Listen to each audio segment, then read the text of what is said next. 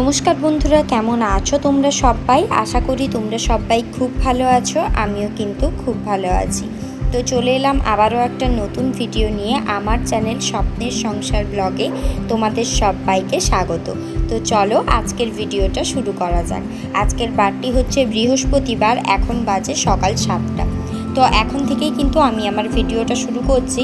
সকালে প্রথমেই ঘুম থেকে উঠে এসে চালটা মেপে ভাতটা বসিয়ে দিচ্ছি, কারণ প্রত্যেকদিন সকালে তোমরা তো জানোই আমার একটাই রুটিন থাকে, সেটা হচ্ছে সকালে উঠে আগে ব্রেকফাস্ট আর লাঞ্চ আমাকে রেডি করতে হয়।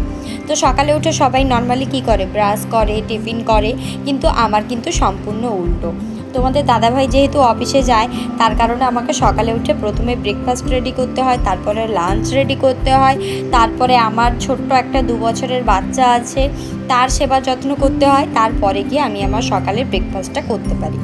তো প্রথমেই দেখতে পেলে চালটা ভালো মতন করে ধুয়ে নিয়েছিলাম, তারপরে হচ্ছে গিয়ে ভাতটা চাপিয়ে দিলাম। আর সকালেই যখন রান্নাঘরের দরজা জানলাগুলো খুলতে আসি, তখন দেখি না গ্যাসের কাছে ভীষণ পরিমাণ জল পড়ে আছে। তো আমি তো প্রথমে অবাক হয়ে গেছি দেখে। আমি বললাম, রাত্রে তো সব কিছুই আমি ধোয়া মোছা গুছানো করে তারপরে ঘুমোতে যাই, তো এই জলটা কোত্থেকে এলো? তো তারপরে মনে পড়লো যে আমি টিফিন কেরির মধ্যে হচ্ছে কি ডাল ভিজিয়ে রেখেছি। ওই ডালটাই ফুলে বেশ অনেকটা হয়ে গেছে, আর যেহেতু ঢাকনা লাগানো আছে তার কারণে জলটা উপচে নিচে পড়েছে, আর ওই জলটাই চুইয়ে চুইয়ে দরজা দিয়ে নিচে চলে গেছে। তো তারপর বুঝতে পারলাম। তো আজকে রান্না করব হচ্ছে গিয়ে ডালের বড়া দিয়ে আলু দিয়ে ঝোল করব, মুসুর ডালের বড়া করব, তার সঙ্গে হচ্ছে থানকুনি পাতা মসুর ডাল একসঙ্গে বেটে বড়া করব। তো এটাই করব আজকে, বড়া দিয়ে ঝোল আর বড়া ভাজা, এই দুটোই রান্না করব। কারণ খুব একটা বেশি কিছু নিরামিষের রান্না আর বেশি কিছু কী বা করা যায়, তাই নয় কি? আর যেহেতু এখন আমাদের 3 দিন, মানে আজকে নিয়ে আমাদের 2 দিন হয়ে গেল, আর একটা দিন আমাদের নিরামিষ খেতে হবে। তারপরে হচ্ছে কি নকচুল দিয়ে দিলেই কিন্তু নিরামিষ খাওয়ার হচ্ছে কি শেষ হয়ে যাবে, আর ঝামেলা থাকবে না। তো এই কটা দিন আমার মানে রান্না করতে এলেই চিন্তা ধরে যায় যে কী রান্না করব নিরামিষে। তো কোনো রকমভাবে পার করে ফেলেছি 2 দিন, আর একটা দিন পার করে ফেললেই যা শেষ। তো এখানে প্রথমেই কিন্তু সোনা পাপার জলটা রেডি করে আমি প্রথমে ফ্লাক্সে ঢেলে রাখলাম। তার আগে কিন্তু খাওয়ার জলটা ওর হচ্ছে নর্মালি ঢেলে আমি রেখে দিয়েছি। আর ভাতটা দেখো একদম ফুট এসে গেছে। আর আজকে কিন্তু তোমাদের দাদাভাই টিফিনের জন্য বানিয়ে দেবো চিড়ের পোলাও। তো চিড়ের পোলাও কিন্তু এর আগে আমি কখনো বানাইনি, আজকে প্রথম বানাবো। তো কেমন হয় আর কেমন খেতে হয় সেটা অবশ্যই তোমাদের সঙ্গে আমি শেয়ার করব। তো এখানে প্রথমেই হচ্ছে নর্মাল যে ডালটা বেটেছি, একদম মুসুর ডালটা বেটে প্রথমে ভেজে নিচ্ছি। এই যে বড়াগুলো, এগুলো কিন্তু ঝোলে দেওয়ার জন্য করছি। আর নর্মালি বড়া ভাজা খাওয়ার জন্য ওটা হচ্ছে থানকুনি পাতা আর ডাল দিয়ে বেটে বড়া করব, ওটা বড়া ভাজাই থাকবে। আর এটা কিন্তু ঝোলে পড়বে, ঝোলের বড়ার জন্য করছি। তো সবকটা আমি একসঙ্গে দিয়ে দিচ্ছি, যেহেতু কড়াটা ভীষণ বড়, সবগুলোই ধরে যাবে। তো প্রথমে কিন্তু আমি ডালের বড়াগুলো ভেজে তুলে রেখে দিয়েছিলাম। তারপরে হচ্ছে গিয়ে থানকুনি পাতা ডাল দিয়ে বেটে বড়াগুলো এখন ভাজতে দিয়েছে। এক পিঠ কিন্তু ভাজা হয়ে গেছে, আর এক পিঠ কিন্তু ভাজবো। তো থানকুনি পাতার বড়ার মধ্যে কিন্তু পাতার পরিমাণটা বেশি ছিল, ডালের পরিমাণটা কম আছে, যার জন্য দেখতেই পাচ্ছ বড়াগুলো একদম সবুজ সবুজ কালার হয়েছে। তো এটা কিন্তু খেতে কিন্তু ভীষণ টেস্টি হয় আর ভীষণ হেলদিও। তো এটাই তাই আজকে বানালাম। আর থানকুনি পাতাগুলো ফ্রিজে থেকে থেকে নষ্ট হয়ে যাচ্ছে। এর আগে এগাটি আমি হচ্ছে গিয়ে বাটা করেছিলাম। তো রোজ রোজ আর একই জিনিস খেতে কিন্তু ভালো লাগে না, তো ভাবলাম একটুখানি অন্য কিছু ট্রাই করা যাক। আর এই বড়া টড়াগুলো না আমার শাশুড়ি মা খুব ভালো করেন, মানে মোচার বড়া, মোচা আলু একসঙ্গে বেটে বড়া, থানকুনি পাতা বেটে বড়া, এইসব কিন্তু আমার শাশুড়ি মা নিরামিষ দিনে করে থাকেন। তো এগুলো কিন্তু আমার শাশুড়ি মার কাছ থেকেই আমার শেখা।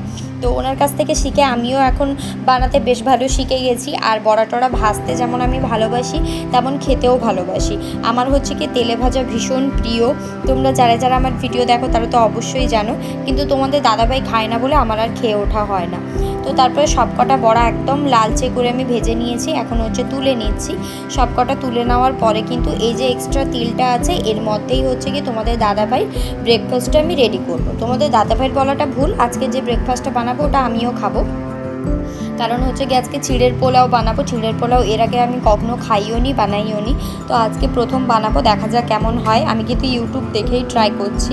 তো প্রথমে হচ্ছে গিয়ে বেশ অনেকটা পরিমাণ চিনেবাদাম তেলের মধ্যে দিয়ে দিলাম। বাদামটা ভালো মতন করে ভেজে তুলে নেব। তারপরে কিন্তু এর মধ্যে সমস্ত সবজিপাতি দিয়ে আমি ভাজবো। যেমন আলু কেটে রেখেছি, নিরামিষে যা যা সবজি পড়বে, আলু, টমেটো, বিনস, কাঁচা লঙ্কা, ধনেপাতা সব কিছু কিন্তু আগের দিন রাত্রে আমি কুচি কুচি করে কেটে রেখেছি। যেহেতু সকালে আমার অনেকটা পরিমাণ ঝামেলা থাকে, তো রাতে যদি কিছুটা কাজ আমি এগিয়ে রাখি তাহলে কিন্তু সকালে অতটাও পরিমাণ আমার ঝামেলা হয় না। তো একদম গ্যাসটা লো ফ্লেমে দিয়ে বাদামগুলো দেখতেই পাচ্ছ একদম লাল লাল করে ভেজে নিয়েছি। এবারে আরেকটুখানি ভেজে বাদামগুলো নামিয়ে নেওয়ার পরে কিন্তু সমস্ত সবজিগুলো দিয়েও ভেজে নেব। তো চলো ঝটপট করে বাদামটা নামিয়ে দিই, তারপরে হচ্ছে গিয়ে সবজিগুলো দেব। তো কড়াটা যেহেতু বাড়ানো আছে, কড়াটা কিন্তু একদম গরম হয়ে গেছে। এখনই যদি বাদামগুলো তুলে না নিই তাহলে কিন্তু বাদামগুলো একদম লেগে যাবে, মানে পুড়ে যাবে, আর পুড়ে গেলে বাদাম ভালো লাগবে না, তিতা হয়ে যাবে।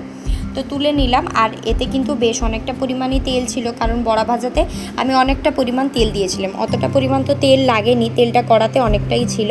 তো ওই তেলের মধ্যেই বাদামগুলো ভেজে তুলে নেওয়ার পরে সমস্ত কেটে রাখা সবজিগুলো দিয়ে দিয়েছি। তো এর মধ্যে একটুখানি লবণ দেবো আর একটু দেবো হলুদ। তো দিয়ে নাড়াচাড়া করে এটাকে ঢাকা দিয়ে সেদ্ধ হতে দেবো। তো চলো সবজিগুলো সমস্ত সেদ্ধ হোক, তারপরে আর বাকি রান্নাটাও তোমাদের সঙ্গে শেয়ার করব।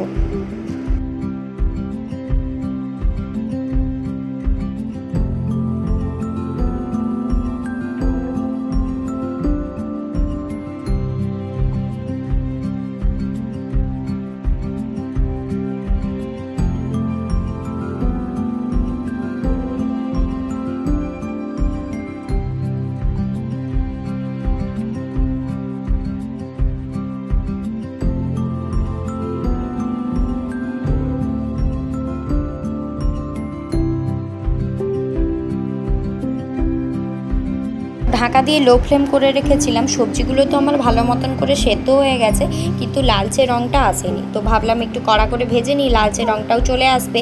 আর সাইডে হচ্ছে গিয়ে ফোড়নটা দিয়ে নেব। অল্প করে একটুখানি তেল দিলাম, এর মধ্যে দেবো কালো সর্ষে, তার সঙ্গে দেবো কারি পাতা।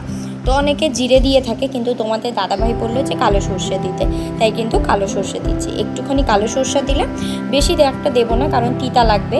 একটুখানি কালো সর্ষে, তার সঙ্গে 5 থেকে 6টা কারি পাতা দিয়ে দিলাম। কারি পাতার গন্ধটা না আমার ভীষণ ভালো লাগে, সেটা ডালে হোক বা অন্য কোনো তরকাতে দেওয়ার জন্য ভীষণ সুন্দর লাগে কারি পাতা। তোমাদের কার কার কারি পাতা পছন্দ অবশ্যই কমেন্ট করিয়ে জানিও। তো এখানে কিন্তু কারি পাতা আর সর্ষেটা ভালো মতন ভেজে নেওয়ার পরে ওটাকেই আমি আর একবার ভালো করে সবজির সঙ্গে মিশিয়ে নিচ্ছি।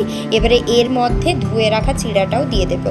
চিড়া যেহেতু একদম হচ্ছে কি এগুলো সরু মানে একদম পাতলা পাতলা চিড়া, তো এগুলো কিন্তু জলে ভিজিয়ে রাখতে হয়নি, নর্মালি ধুয়ে নিতেই নরম হয়ে গেছে। তো এটা ছাঁকনিতে জল ঝরাতে রেখেছিলাম, একদম ঝুরঝুরে হয়ে গেছে।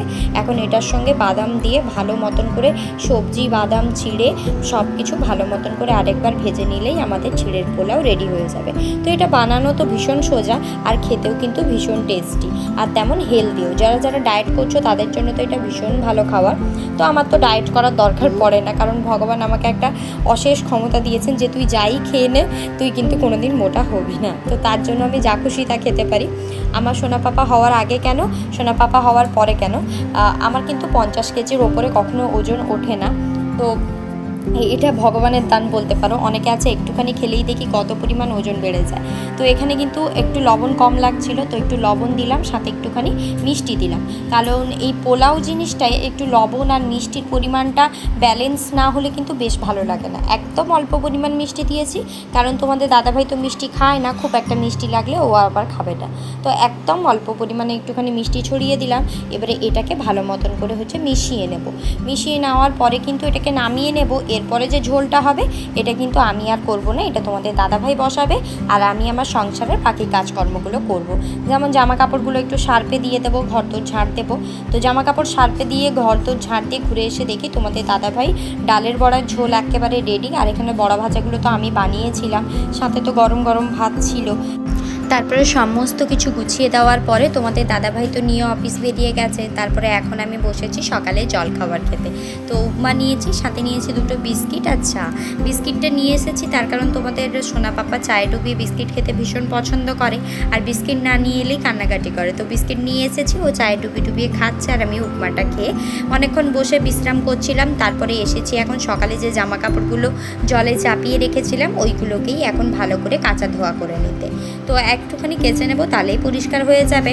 আর আকাশ যেহেতু এখন মেঘলা, মানে একটু পরপরই বৃষ্টি আসছে, তো তাড়াতাড়ি করে জামা কাপড়গুলো কাচা ধোয়া করে আগে ছাদে নিয়ে মিলে দিয়ে আসবো। তারপরে কিন্তু ঘরদোর আমি মুছবো, কারণ জলটা ঝরে গেলেও হাওয়া বাতাস ঘরের মধ্যে ফ্যান চালিয়ে দিলে জামা কাপড়গুলো শুকিয়ে যাবে। আর যদি জলটাই না ঝরে তাহলে কিন্তু জামা কাপড়গুলো শুকোতে চায় না, সেই দুদিন ধরে ভেজা জামা কাপড়গুলোকে ঘরের মধ্যে ফেলে রাখতে হয়। তাই ঝটপট করে আগে জামা কাপড়গুলো আমি সমস্ত কিছু ধুয়ে নেব, ধুয়ে নিয়ে ছাদে মিলে দিয়ে আসবো, তারপরে বাকি সমস্ত কাজবাজ করব। তো এখানে জামা কাপড়গুলো ভালো করে আমি জল নিগড়ে দিচ্ছি হাত দিয়ে চিপে চিপে। আমি আবার খুব একটা বেশি জল নিগড়োতে পারি না, একদম চিপে চিপে আমার হাত ব্যথা করে। কিন্তু তোমাদের দাদাভাই না ভীষণ সুন্দর করে জামা কাপড়গুলো থেকে জল নিগড়ে দেয়। আমি মোটামুটি করে একটুখানি জলটা নিগড়ে নিচ্ছি, নিয়ে ছাদে মিলে দিয়ে আসবো। জলটা যখন একদম জামা কাপড় থেকে ঝরে যাবে তখন নিয়ে এসে ঘরের মধ্যে মিলে দেবো। যেহেতু আকাশ মেঘলা হয়ে আছে, কখন মানে একটু পরেই হয়তো বৃষ্টি নেমে যাবে, তাই যতক্ষণ না বৃষ্টি নামছে আকাশ ফাঁকা আছে ততক্ষণ আমি জামা কাপড়গুলো ছাদে মিলে দিয়ে আসবো। তো এখানে সোনা পাপার সঙ্গে কথা বলছি আর জামা কাপড়গুলো সমস্ত নিগড়ে নিচ্ছি। ও কিন্তু বারবার বলছে যে জলের কাছে আসবে, আর সোনা পাপা জলের কাছে আসা মানেই হচ্ছে জল ঘাঁটবে। তো এখন তো ওয়েদার খুব একটা ভালো নয়, ঠান্ডা গরম ওয়েদার, এই বৃষ্টি হচ্ছে এই গরম দিচ্ছে। তো এই ওয়েদারে না বাচ্চাদেরকে যতটা সম্ভব জল থেকে দূরে রাখাই মানে বেস্ট আমার মতে। কেননা যাদের যাদের ছোট বাচ্চা আছে এই ওয়েদারে যদি জল ঘাঁটে ভেজা জামা কাপড় করে ঘোরে তাহলে কিন্তু ঠান্ডা লেগে যাবে। সমস্ত জামা কাপড় ধোয়ার পরে আমি কিন্তু এখন এসেছি ছাদে। আকাশটা এখন বেশ পরিষ্কার, হালকা রোদ্দুরও দিয়েছে, কিন্তু এই রোদ্দুর বেশিক্ষণের জন্য নয়, 10 থেকে 15 মিনিট, তারপরে দেখবে আবার মেঘলা করে বৃষ্টি ঢালছে। তো বৃষ্টিকালের এই এক অসুবিধা, বৃষ্টিকাল কিন্তু আমার মানে বলবো একদম পছন্দ হয় না। তার কারণ হচ্ছে গিয়ে জামা কাপড় শুকোতে চায় না, রাস্তাঘাট কাদা হয়ে থাকে, আর খুব মেঘলা ওয়েদার, সারাদিন বৃষ্টি হলে আমার আবার মন মেজাজ মানে খারাপ হয়ে যায়। কেন জানি না, সকালে উঠে যদি আমি সারাটা দিন বৃষ্টি দেখি তাহলে কিন্তু আমার মন মেজাজ একদম ভালো লাগে না, শরীর হাত ম্যাজ ম্যাজ করে, সারাক্ষণ মনে হয় যে খাওয়া দাওয়া না করে বিছানায় চুপচাপ করে ঘুমিয়ে থাকি, কোনো কাজ করতেও কিন্তু ভালো লাগে না। তো এখানে হচ্ছে গিয়ে তাই আমার কিন্তু একটু রোদ ঝলমলে ওয়েদার ভীষণ পছন্দের। তো চলো, অনেক কথাই শেয়ার করলাম, আজকের ভিডিওটা এখানেই শেষ করছি। কেমন লাগলো অবশ্যই জানিও, যদি ভালো লাগে একটা লাইক আর সাবস্ক্রাইব করে আমার পাশে থাকবে। দেখা হবে নতুন আরও একটা ভিডিও নিয়ে, ততক্ষণ সবাই সুস্থ থাকবে, সাবধানে থাকবে, সবাইকে ভালো রাখবে।